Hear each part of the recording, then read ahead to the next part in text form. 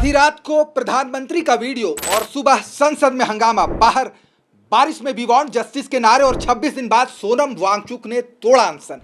लेकिन सबसे बड़ा सवाल अब भी वही है, क्या सरकार ने सिर्फ आंदोलन की आग बुझाई है या सच में शिक्षा व्यवस्था बदलने जा रही है?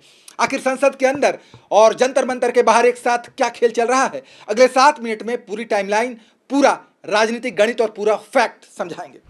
पिछले 24 घंटे भारतीय राजनीति और शिक्षा व्यवस्था दोनों के लिए बेहद अहम रहे।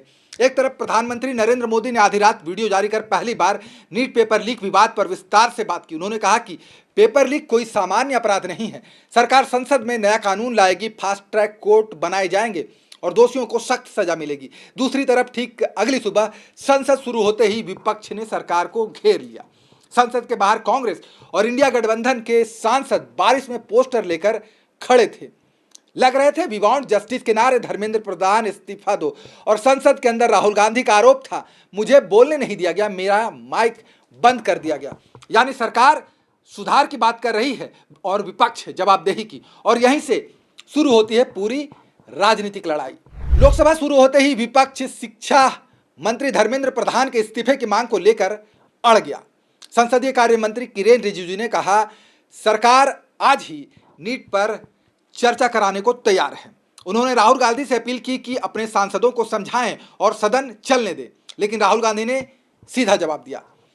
उन्होंने कहा कि जब तक धर्मेंद्र प्रधान नहीं हटेंगे तब तक कोई चर्चा नहीं होगी। उन्होंने आरोप लगाया कि उनका जवाब देने का अधिकार छीना गया और माइक बंद कर दिया गया। उधर कांग्रेस अध्यक्ष मल्लिकार्जुन खड़गे ने मांग रखी कि प्रधानमंत्री खुद इस मुद्दे पर संसद में बयान दे। यानी विपक्ष की रणनीति साफ है, पहले जवाबदेही फिर बहस, जबकि सरकार का कहना है कि पहले चर्चा और फिर समाधान। और इसी टकराव के कारण लगातार 5वें दिन संसद का कामकाज प्रभावित रहा। तो सिर्फ संसद के अंदर नहीं, दिल्ली के जंतर मंतर और पूरे सेंट्रल विस्टा इलाके में सुरक्षा बढ़ा दी गई है। 17 मेट्रो स्टेशन बंद कर दिए गए हैं, बैरिकेडिंग हुई, कई छात्रों को हिरासत में लिया गया। और इसी बीच दिल्ली यूनिवर्सिटी ने एडवाइजरी जारी कर छात्रों से कहा कि जंतर मंतर के प्रदर्शनों से दूर रहें। और इस पर राहुल गांधी ने एक और हमला बोल दिया। उन्होंने पूछा, क्या छात्रों को लोकतांत्रिक अधिकार इस्तेमाल करने से रोकने की हिम्मत आखिर कैसे हुई? यानी अब लड़ाई सिर्फ पेपर लीक की नहीं रही, अब बस छात्रों के विरोध, अभिव्यक्ति की आजादी और सरकार की जवाबदेही तक पहुंच चुकी है। और अब बात उस घटनाक्रम की जिसने पूरे आंदोलन की दिशा बदल दी। 26 दिन तक लगातार आमरण अनशन पर बैठे सोनम वांगचुक ने गुरुवार देर रात अपना अनशन खत्म कर दिया। लेकिन यह फैसला अचानक नहीं हुआ। वांगचुक के मुताबिक पिछले 2 दिनों से केंद्र सरकार के साथ लगातार बातचीत चल रही थी। आखिरकार केंद्रीय मंत्री जेपी नड्डा और डॉक्टर जितेंद्र सिंह की मौजूदगी में उन्हें लिखित आश्वासन दिया गया। और इन आश्वासनों में 3 बड़े बिंदु शामिल हैं। पहला है, जंतर मंतर और संसद मार्च में शामिल छात्रों पर दंडात्मक कार्रवाई नहीं होगी। दूसरा है, पेपर लीक और उससे जुड़े तनाव के कारण जिन छात्रों की मौत हुई या जिनके परिवार प्रभावित हुए, उनके लिए राहत और मुआवजे पर सरकार सकारात्मक कदम उठाएगी।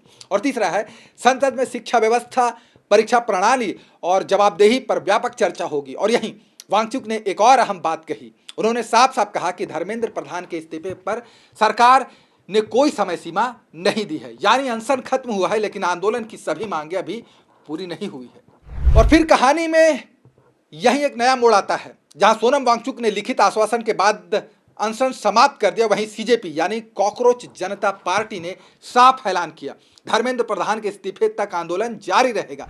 सीजेपी के संस्थापक अभिजीत दीपक और अन्य नेताओं का कहना है कि सिर्फ आश्वासन से भरोसा नहीं बनेगा। इसी बीच सरकार और सीजेपी के प्रतिनिधियों के बीच कॉन्स्टिट्यूशन क्लब में बातचीत की तैयारी की खबरें भी सामने आई।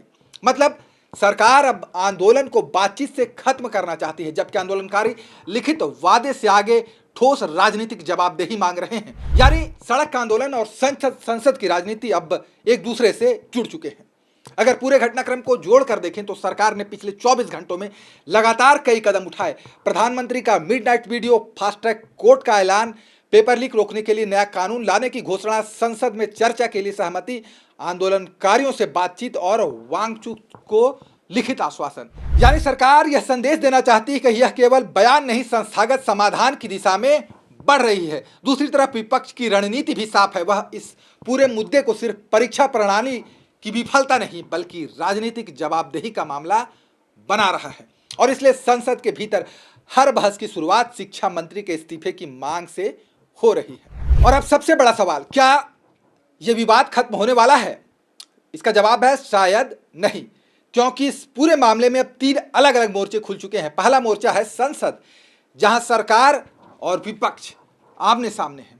दूसरा है जंतर मंतर, जहां आंदोलन पूरी तरह खत्म नहीं हुआ है। और तीसरा है देश के करोड़ों छात्र जो सिर्फ बयान नहीं बल्कि ऐसी परीक्षा व्यवस्था चाहते हैं जिस पर भरोसा किया जा सके।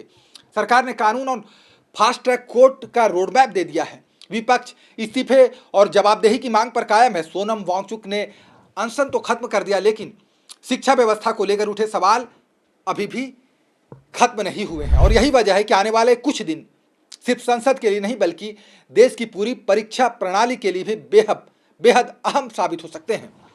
तो अगर आपको लगता है कि देश की परीक्षा व्यवस्था में बड़े सुधार की जरूरत है तो इस वीडियो को ज्यादा से ज्यादा शेयर करें। आपकी राय क्या है? क्या सिर्फ नया कानून काफी है या जवाबदेही भी तय होनी चाहिए? कमेंट में अपनी राय जरूर लिखें। नमस्कार। खबर का मतलब बवाल न्यूज। हमारे चैनल को सब्सक्राइब जरूर करें।